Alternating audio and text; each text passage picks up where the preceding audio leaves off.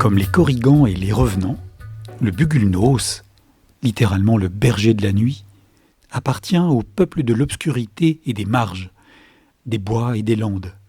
Créature fantastique, il règne sur la nuit et se manifeste aux flâneurs et nonchalants, peu empressés de regagner leur foyer après le crépuscule.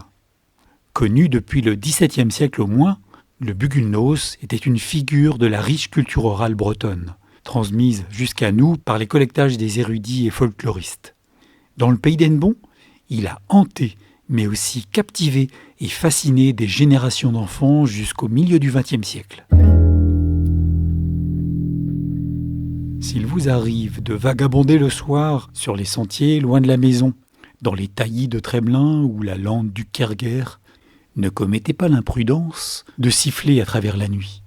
Il se pourrait que retentisse au loin le sifflement du Bugulnos. Répondre à son appel, c'est l'autoriser à approcher. Si vous sifflez à nouveau, il aura parcouru la moitié du chemin. Un troisième appel sifflé, c'est trop tard. Il est devant vous.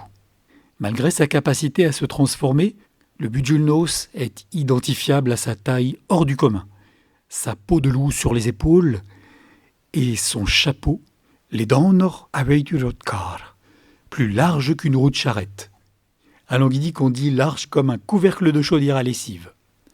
Un drôle de paroissien en réalité.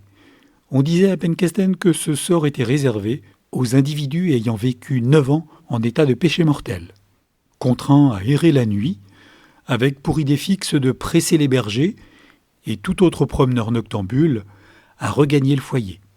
Les parents ne se sont pas gênés pour faire du Bugulnos une sorte de croque-mitaine afin de détourner les enfants des dangers et des envoûtements de la nuit.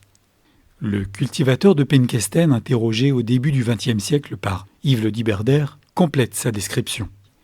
Le Bugulnos erre la nuit à cheval, prend en croupe l'homme qu'il rencontre et s'élance au galop vers la mer, une rivière ou un trou de carrière pour le noyer.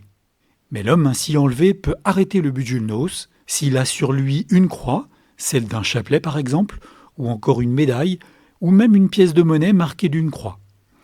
Il met cet objet devant les yeux du Bugulnos, qui doit immédiatement faire demi-tour, quitte à revenir vers le même endroit par un autre chemin. Chaque territoire a le sien, et les nuances sont infinies. Celui de Bubry porte un bonnet rouge, et armé d'une très longue perche, il agrippe sa victime et la lance en l'air comme un bilboquet. Sensation forte garantie.